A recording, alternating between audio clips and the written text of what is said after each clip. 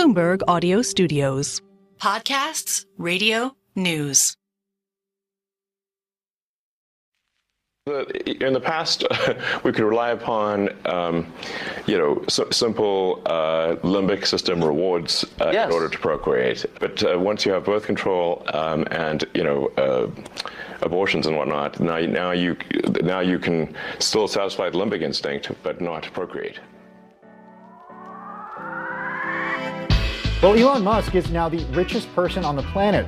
More than half the satellites in space are owned and controlled by one man. Well, he's a legitimate super genius. I mean, legitimate. He says he's always voted for Democrats, but this year it will be different. He'll vote Republican. There is a reason the U.S. government is so reliant on him. Elon Musk is a scam artist, and he's done nothing. Anything he does is fascinating to people.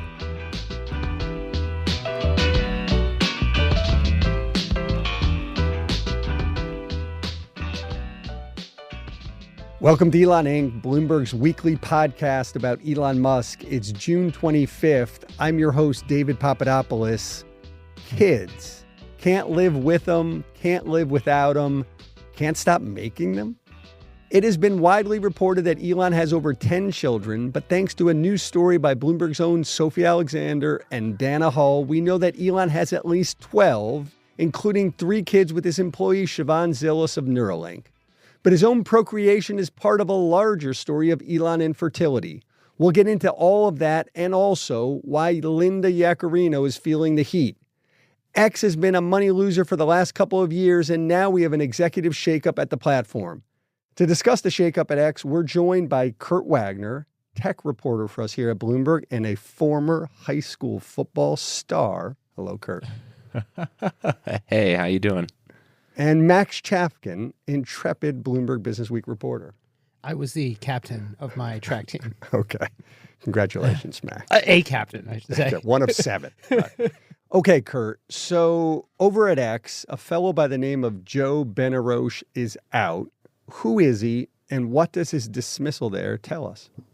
So Joe Benaroche was essentially Linda Yaccarino's right-hand man. He came over with her from NBC. I think his official title was head of business operations, but he was also the only PR or comms person at the company. So anytime you needed comment from X or you needed to reach out about a story you're working on, Joe was sort of the guy that you went to. And he was very, very close to Linda. As far as I could tell, he was fiercely loyal to her. He traveled anywhere she went. When she testified before Congress, Joe was sitting literally right behind her in the room there. So he was considered the gatekeeper to Linda. And so when he was pretty unexpectedly fired, it sounds like, according to reports a few weeks ago, it was pretty shocking because it sort of suggested, well, wait a minute, there's something going on here. There's a problem here that isn't evident necessarily from the outside, but clearly if she's getting rid of this person who's sort of been by her side for that first year on the job, that's somewhat telling. Well, wait a minute, Kurt. I mean, that there's a problem there at X. We know there's a problem there at X, but when you say there's a problem there, as in the losses and the problems are piling up so much that Linda herself is feeling the heat from Elon? I think that's right. Yeah. I mean, because obviously when you see her speak publicly, the public perception is everything is great, business is growing, we're winning back advertisers. Like, aren't we doing all these things that you want us to do, that you, being the advertising community and the user community, want us to do? So again, the outward perception is that there are no issues, the business is on the mend. But this move here, I think, told a different story to a lot of people who have been watching the company. Being Elon Musk's PR guy is not an easy job. It's like being Dale Earnhardt's driver, Steve Jobs' interior designer. There's no doubt who the actual head of communications is. It's Elon Musk. And so Joe Benaroche, he was the guy. The way I think of him is the guy who turned off the poop emoji. Was the poop emoji totally gone? Yeah, poop emoji's gone. Now, if you ask for comments, sometimes, for a while anyway, there was this guy, Joe, who would do his best. And you got his answers are better than the poop emoji? You just got the sense that it's a no-win situation because Elon Musk is sort of on the record saying, I hate PR. PR is worthless. Meanwhile, he's very, very, very sensitive to public perceptions, very attuned to what, the conversation is around him. And so if you're his PR person, I don't know. I think it's kind of hopeless. You never get credit for anything good, and you're blamed for everything bad. And as Dana can attest, there is a long, long, long line of former Tesla PR people who have sort of been churned through that place for, I think, similar reasons. Well, and if I could just add, he ahead. took over a team. So Twitter 1.0 had almost 100 PR people when Elon got there. So globally, right? I mean, you think about it, sounds crazy. It probably was too big of a team for a company of that size, but that just shows you how much they were in the news. And now Joe was doing this by himself. You know what I mean? So to Max's point, it was a terrible job, in my opinion. It sounds really tough. So we should just say that the reason that Joe Benaroche was fired, according to the FT, had to do with X's management and his management. Again, this is according to their sources of the new porn policy. Basically, there was a word change in X's terms of service, and supposedly he handled it poorly. Max, I feel like we baited them into that policy change. We had just done an entire episode about porn just a few days earlier. They basically explicitly put adult content in their terms of service, and according to reporting from the FT, she blamed him for failing to kind of smooth things over with advertisers, give them a heads up, which it sort of makes sense. On the other hand, with a lot of these things, I'm not sure they're PR guy problems. It seems more like X problems. Well, and I think the issue is that the understanding was that the policy, while the language changed, the actual enforcement didn't change. It's not as if they were suddenly saying these things are allowed and they weren't before. It was basically, it's business as usual, but we're tweaking the language here. But it still got it covered as if it was this brand new thing. So now you had all these new headlines coming out saying, X allows porn or X, and it's just like a terrible look, even though they didn't actually change the policy. And so I think that was, to Max's point, the FT was saying Joe was sort of the scapegoat here. Right, the fall guy for the black eye the company took there. Now, I saw as well that Elon at some level is trying to court advertisers himself again, saying last week that when he told them to go f*** themselves, he actually didn't mean go f*** yourself. Which, by the way, I'll say to the two of you guys, if and when I ever tell you guys to go f*** yourself, I'm going to mean it. I'm not taking it back. David, I think what he actually said is, when I said go f*** yourselves, what I meant is only some of you should go f*** yourselves. Kurt, I don't know. Does this, is that the kind of plea that gets him anywhere with the well-heeled advertisers of America?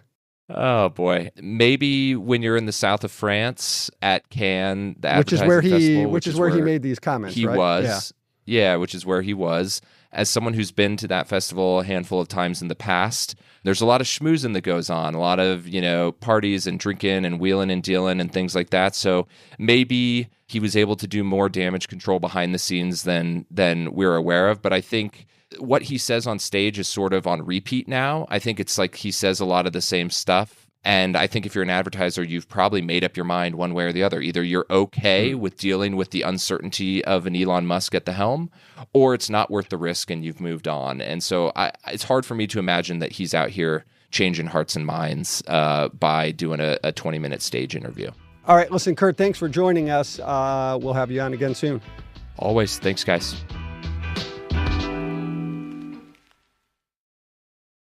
Okay, we're now going to welcome in Dana Hull, our Elon Musk reporter extraordinaire. Hello, Dana. Hello, hello. And Sophie Alexander, reporter here for us as well at Bloomberg News. Hello, Sophie. Hello.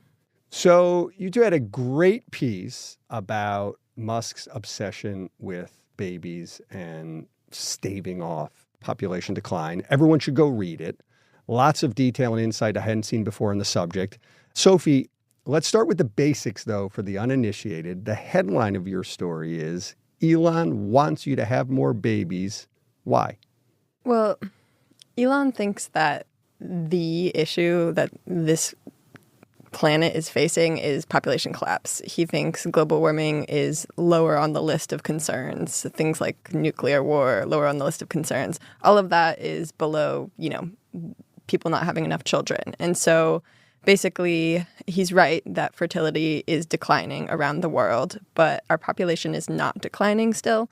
We are still a growing population. So it becomes complicated, but essentially Elon is worried that especially rich white countries are not having enough babies. We actually have an audio clip of him expressing some of those concerns. Let's listen to it. If we don't make enough people to at least sustain our numbers, perhaps increase a little bit, then civilization is going to crumble.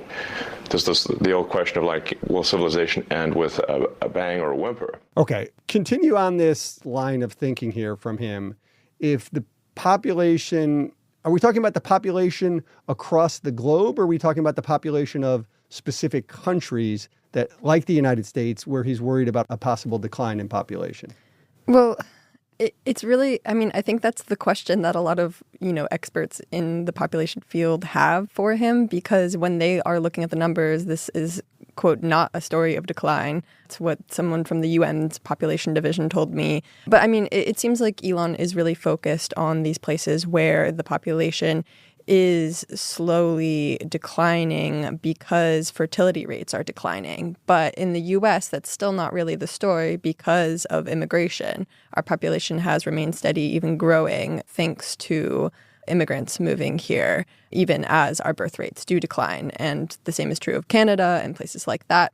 It's a different story when you look at Japan or Korea, and a lot of people who are pronatalists and obsessed with population collapse like Elon is will immediately jump to Korea and, places like Italy as well. They'll say, in 500 years, there's not going to be Koreans. There's not going to be Italians. Italy is just going to be one big empty museum. So on that point, though, Dana, if you are the U.S., Canada, Japan, Korea, why not indeed simply address the problem by opening your border a bit more? As Sophie was saying, the U.S. and Canada certainly do to extend places like Japan and Korea less. So I don't know. There are certainly plenty of people across the world who would be up for moving to these countries, no?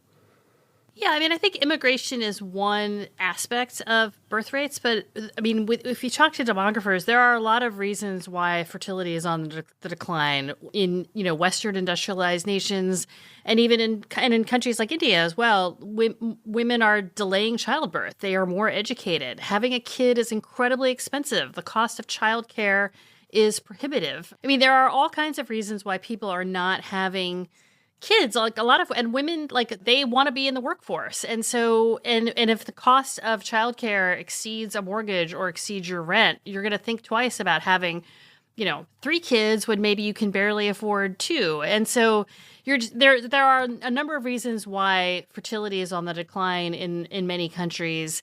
And I just think it's fascinating that Elon Musk, the richest person in the world, has kind of made this his big policy issue. I mean, he talks about population collapse all the time and has for years. What Sophie and I really dug into and discovered is that, like, he's not just talking about it, he is putting it in practice with his own DNA. I mean, the man has at least 12 children that we know of. During the reporting of the story, you uncovered that there is a child number 12, correct? Yes. And so tell us about the child and how you guys wound up stumbling upon that. To be clear, Musk has many children. And when we talk about the numbers, he fathered 6 with his first wife, Justine. The eldest died as an infant. Then he had 5 others with Justine. He has 3 children with Grimes. He had twins with Siobhan Zillis, who was an executive at Neuralink. We learned all about that in the Walter Isaacson book. And then in kind of reporting this story, like a lot of people said to me over and over again, oh, well, he has a lot more than 11 kids. And I was like, well, no, I didn't know that. Like, what exactly did you mean? And, the sourcing on this is very complex, but ultimately we were able to confirm that, yes, he did have a 3rd child with Siobhan. And that's an issue because she is or was an executive at Neuralink, one of his companies. So, just the optics of that for a typical CEO, raising kids with someone who's basically their employee is like a whole separate issue. Now, this topic of him sort of bringing Max these pronatalism views into the workplace, there have been reports of late that is increasingly getting him in trouble. Yeah, I mean, there's a lot of, needless to say, when you're fathering children with employees, there are a lot of potential HR issues there. In addition to this new baby with someone who's kind of in his inner circle, in his businesses, the Wall Street Journal had reported in this larger piece, essentially accusing him of having sexually harassed his employees, of him attempting to get another employee to have one of his babies. And again, I mean, this is an unconventional version of kind of a difficult work environment, but you could easily see how this would be super uncomfortable if you were a woman who were working for Elon Musk, or really just anyone. Yeah. The other thing is, I feel like we need a sound that we play on this podcast when we discover a new baby, like a klaxon or whatever, because we're up to 12 now, and you never know, there could be more. When the podcast started, 12. There were like just 4. Actually, just last month, Elon talked a bit at a conference about how strangers are just offering him babies. Let's listen. Yeah. I don't know if everyone heard that. You want to read it? It says, Elon, come pick me up. I'll give you a baby.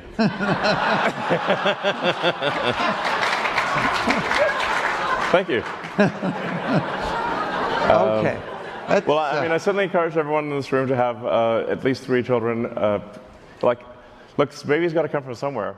But Sophie, I guess back to the overall macro numbers, though, I get why individual countries are having declines in birth rates for any number of reasons, including, by the way, drop in teen pregnancy, which is a great achievement. But overall, the world went from, as your story says, 2 billion humans on Earth to 8 billion now, and projected 10 billion going forward. I don't remember exactly when. So I just ask again, what's the problem here? It's complicated. I think there are a lot of different issues that people would bring up. I think the Musk camp, they sort of see this like upcoming 10 billion number, and they see it not too far off in the distance. The UN projects that that's going to happen by the time we hit 2100, the year 2100. Mm-hmm. So 10 billion people plus by 2100. Okay, then what happens after that? And their whole problem is, well, if birth rates continue to decline, especially at the rate that they have been, then we're just going to have like a huge drop in population over the coming decades, centuries. So that is sort of what they see as a problem. Let me just stop you there for a second. Mm-hmm. Let's pretend that this argument is correct, and that there is a huge drop of some kind or another in population decades down the road. Does that matter in a really negative, awful kind of way? Well, Then the second part of it is that a lot of these drops are happening primarily in wealthy countries with the biggest consumers. So a lot of pronatalists are really genuinely concerned about the global economy and what's going to happen to economic growth if this continues to happen, if we have fewer consumers and if they're older. And also then we're just going to have a sort of lopsided population. We're going to have a lot of old people. People are living longer and fewer young people to take care of them. So that is another concern. Social Security, of course, who's going to pay for that? Things like that. These are all things that pronatalists will bring up when they talk about their concerns. Well, Sophie's talking kind of about sort of the more mainstream version of this. And then there's a race science tinged version of it, which is that it's not just the fear that, we're going to be really old and there's going to be no one to, change our adult diapers. It's the fear that white culture will be lost. And there are versions of this kind of concern about population that don't have that second part, where they're really just saying look, we need birth rates to stay up, and these Western countries need a lot of immigration. Elon Musk, as you bring up, David, or hinting at anyway, he's very much not in favor of just opening the border because he's worried about Italianness, Koreanness, Americanness, whatever. Yeah. And you can really see there is some really dark connections here to eugenics and to some periods of, global history that I think we'd all like to not go back to. Yeah, I mean, it is this interesting and very precarious fine line between what could be sort of well thought out long-term concerns about whether it be underpopulation or overpopulation as it's related to climate change, and then the use of those arguments, turning those arguments in by governments into exercises in eugenics and other sorts of things. I think, yes, exactly. And I think the thing that the people who are in this field, first of all, demographers are very aware of this dark history. This is essentially how the field of demography was created, with these sort of ill intentions. So demography as a study is only born once these sort of the eugenics movement, essentially, of, billionaires to being give concerned. Academic rigor and backing to their beliefs? Pretty much, yeah.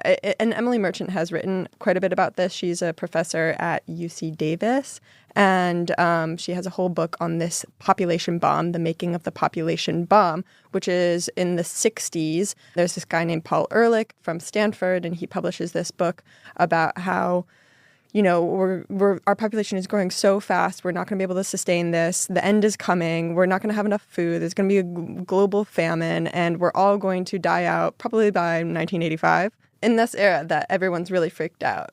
But I think what demographers want all of us to know is that, number one, it's very hard to change behavior, very hard to change birth rates. You're not going to be able to convince someone to have more kids just because they're getting like a $1,200 check, or even no matter how big the amount is. By the way, and I think China, once it's reversed the one-child policy, I think China is finding that out right now. Yes, this is a very sticky thing because first of all, it becomes a cultural thing. How many babies you want to have is influenced by what you see around you.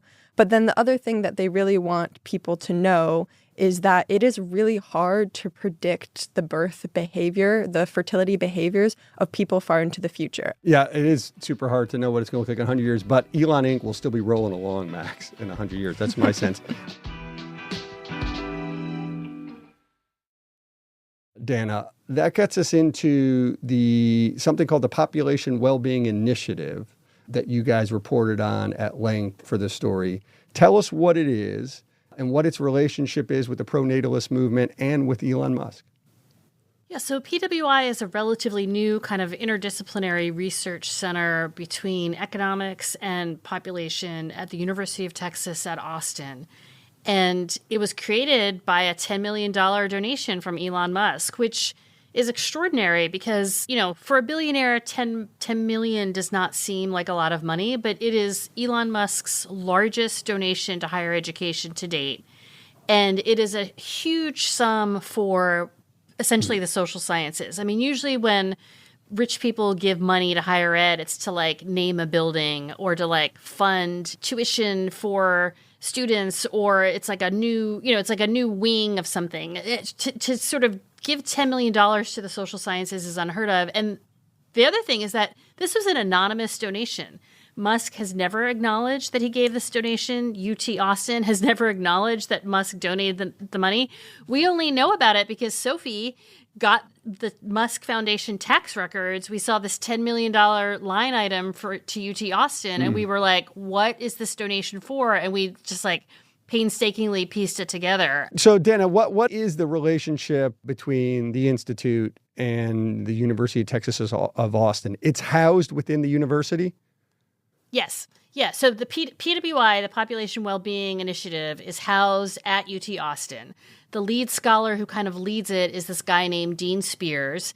Dean and Elon have a relationship that we know of via lots of Public Records Act requests and emails. And now Dean, who is an economist by training, is the kind of public face of this new pronatalist movement. He had an op-ed in the New York Times. He's coming out with a book in the fall. He got a 6-figure advance from Simon & Schuster. And so this is Musk basically using his money and wealth and influence to kind of launder his ideas through academia. I mean, that's one way to look at it. And it's just kind of unheard of that Musk is doing this. I mean, this is a guy who wants to colonize Mars, but now he's basically funding academic research that aligns with his worldview. I think a lot of the people who were funding the initial movement had very specific goals, but, who's to say what people believe in academia? This is something that the story, I hope, gets at, which is just because someone is funding something, does that mean that they're influencing the research? And does that mean that the people who they are funding have the same beliefs as the funder? So, it's complicated. I think, like, he believes this stuff, I think. I mean, it's always hard I think there's no doubt Yeah, I mean, like, I was thinking back, the very first time I met Elon Musk, I think it was, 15 years ago, maybe 16 years ago. This was one of the first things that came out of his mouth, was anxiety about global population collapse, which at the time I was like, that's a weird way to open a conversation. But I'm Elon Musk and I'm worried about population collapse. In addition to, like Dana says, attempting to, insert his personal beliefs into mainstream academia, which is totally a thing that rich people do all the time, he is also, whether maybe wittingly or unwittingly, creating some legitimacy to this kind of weird online thing, which is kind of connected to what these demographers are doing and kind of not connected. Dana, there's also somebody from the Population Wellbeing Initiative now inside the Biden White House, a fellow by the name of Mike Geruso. Yeah. Tell us a little bit about him and how he scored that job. So the Population Wellbeing Initiative is kind of this interdisciplinary group of scholars. Some are full-time at UT Austin, some are postdocs or graduate students, some are at other universities. They've come together, they've done conferences, they are on a lot of papers together.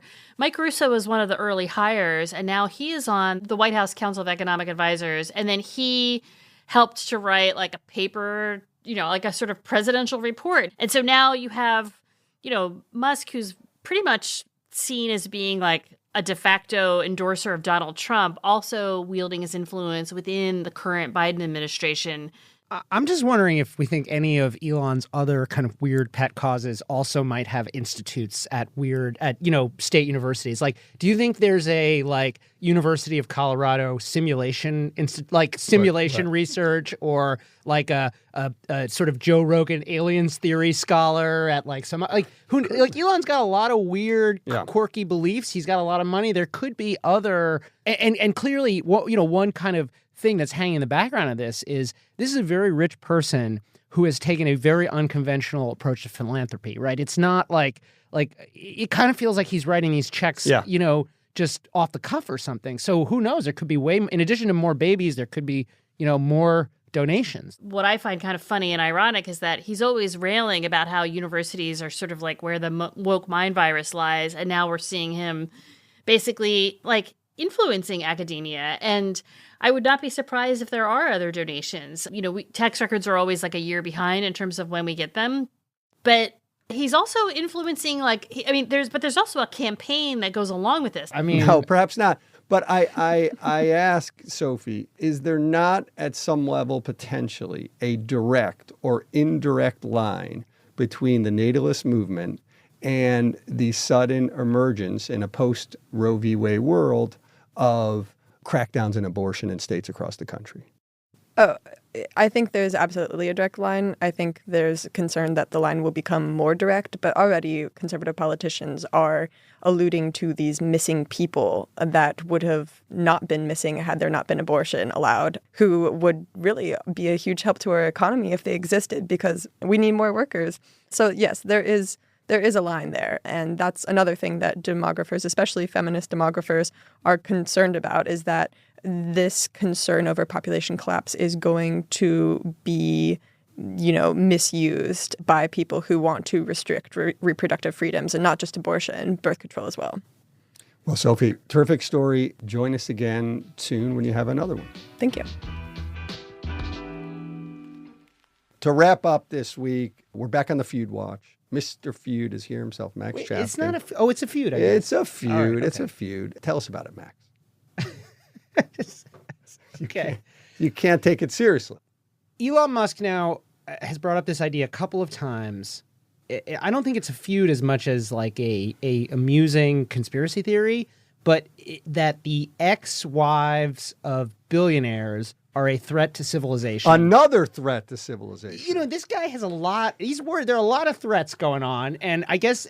How many can humanity take? I should make a threat board, right, with all the woke mind virus, population collapse, before the threat climate board. change. Before the threat board, I need the feud rankings. Okay, so prioritize. But this is the the sort of objects of his ire are Melinda Gates and Mackenzie Scott. Those would be the ex-wives of Bill Gates and Jeff Bezos. There's a sort of political point here, which is that they're both making donations to left-leaning organizations and Democratic politicians. I think Elon said it, quote, might be the downfall. This was the quote, right? That those donations are indeed to the downfall of civilization. Point. They might be the downfall of Western civilization. I feel like, I don't know, like it would be irresponsible not to, because this is so funny, but I have to say, like, I think this is crazy. Just say it. But I do think if you squint, you kind of see like a genius bit of Cybertruck marketing, because, this is like, you got the Cybertruck, which is this a post-apocalyptic vehicle. You can seal the windows. And of course, anyone, the buyers of the Cybertruck, like, let's be honest, they're going to be somewhat receptive, like Blade to Runner this, kind of like, way. My ex-wife is a danger to civilization message. So I would not be surprised if we start, Tesla doesn't advertise, but I think this could be a really great way to increase the audience, the buyers of the Cybertruck. Dana, longtime Tesla reporter, thumbs up or thumbs down on Max's theory this is all way? Yeah.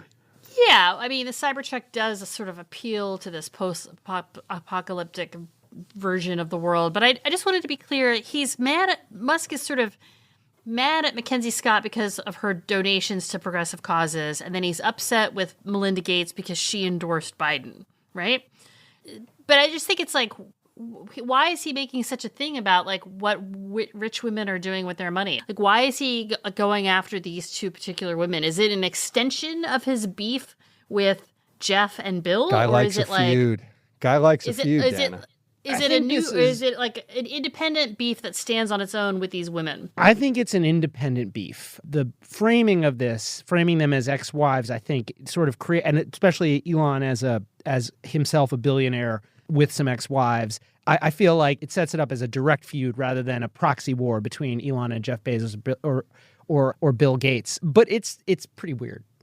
Okay, we're done now this week, but before we hang up here, I just got to say again, I don't mind at all this idea of a global civilization threat board. That's kind of fun, but we need to prioritize. We need the feud rankings first, and then we can go on to these other projects. I don't think the Mackenzie Scott or Melinda Gates feud makes the top 5. I don't. Well, definitely not top 5, but are they top 50? Oh, yeah, well, top 50. Yeah, of course. Okay.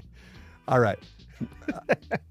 Max, thank you very much. Threat to civilization, it's got to be on the top 50. By default, you got to be top 50. Fair. Max, thanks as always. Great to be here. Dana? Thank you.